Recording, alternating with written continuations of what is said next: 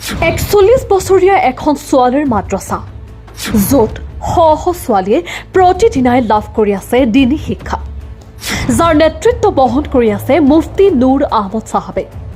গতিকে প্ৰতিবেদনৰ আৰম্ভণিতে ভিডিঅ'টো এটা শ্বেয়াৰ কৰি দিব, যাতে সকলোৱে এই 41 বছৰীয়া মাদ্ৰাছাখনৰ বিষয়ে জানিব পাৰে। হয়, আমি ক'বলৈ লৈছোঁ হুজাই জিলাত থকা 41 বছৰীয়া পুৰণি ছোৱালী মাদ্ৰাছা হজৰত ফাতিমাতুজ জাহৰা বানাত মাদ্ৰাছাৰ বিষয়ে, কিয়নো সেই মাদ্ৰাছাখনৰ হিফজ শাখাৰেদি নতুন ঘৰ নিৰ্মাণৰ লাইকতা শুভাৰম্ভ কৰে শ্বেইখুল হাদিছ আল জামিয়া অসম দাৰুল হাদিছ জয়নগৰ মাদ্ৰাছা তথা সভাপতি হুজাই জিলা জমিয়ত উলামা শ্বেখ মুফতি মহম্মদ আলী চাহাবে। লগতে উপস্থিত থাকে মাদ্ৰাছাৰ স্থায়ী সভাপতি তথা নাগালেণ্ড ৰাজ্যিক জমিয়ত উলামাৰ সভাপতি মৌলানা মাহমুদ কাছিমি চাহাব, দেৱস্থান আঞ্চলিক জামা মছজিদৰ পেছ ইমাম মৌলানা ৰফিক উদ্দিন চাহাব, কাৰ্যকৰী সভাপতি ৰহিম উদ্দিন চাহাব, উপ সভাপতি ডক্টৰ নছিম আহমেদ চৌধুৰী, লগতে আব্দুল হান্নান চৌধুৰী, ছাদ্দাম হুছেইন, ৰহমত আলী, মৌলানা আলা উদ্দিন, মৌলানা ইকবাল হুছেইন, বিলাল আহমেদ মেম্বাৰ, সমাজসেৱক মিনহাজ উদ্দিন, মৌলানা শামছুদ্দিন, ছৈফুদ্দিন নুৰুল হকে আদি কৰি স্থানীয় উলামাই কেৰাম, স্থানীয় যুৱক আৰু মুৰব্বিয়ানে কেৰাম। আসসালামু আলাইকুম ওয়া রাহমাতুল্লাহি ওয়া বারাকাতুহু। সম্মানীয় বিন্দুরদি সম্মান বাইক বনি কুশল, আজি আমি আনন্দিত যে আমার দক্ষিণ দেবস্থান অঞ্চলত ফাতিমাতুজ জাহরা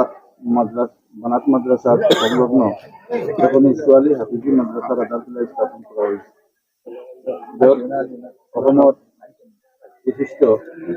আলিমে দিন শেখুল হাদিস পাখন্দি হযরত রহমতুল্লাহ আলাইহি খলিফা আজম হুজুর সাহেব দামাত বরকাতুহু আলী আদালতে স্থাপন কৰে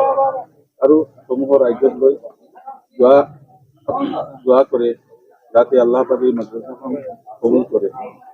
মই অতি বিনম্ৰভাৱে দিনদৰজী মুছলমান ভাই ভনীসকললৈ আবেদন কৰিছোঁ, মাদ্ৰাছা কমিটিৰ তৰফৰ পৰা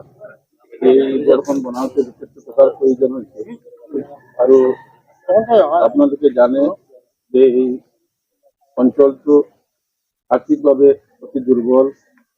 আৰু এই আৰ্থিক দুৰ্বল পিছপৰা অঞ্চলত কোৰাণে কাৰিমৰ হেফাজতৰ এখন ছোৱালী হাফিজি মাদ্ৰাছা য'ত যথেষ্ট টকাৰ প্ৰয়োজন হৈছে। গতিকে আপোনালোকৰ সাধ্য অনুযায়ী বেছিকৈ এই মাদ্ৰাছাখনত দান দক্ষিণা কৰি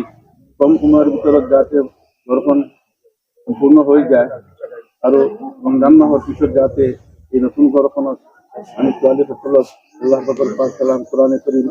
শিক্ষা দিব পাৰোঁ, কম সময়ৰ ভিতৰত ঘৰখন বনাব পাৰোঁ, তাৰ বাবে যেনেকৈ পাৰে আল্লাহৰ বাস্তে সহায় কৰিব এই আশা ৰাখিছোঁ।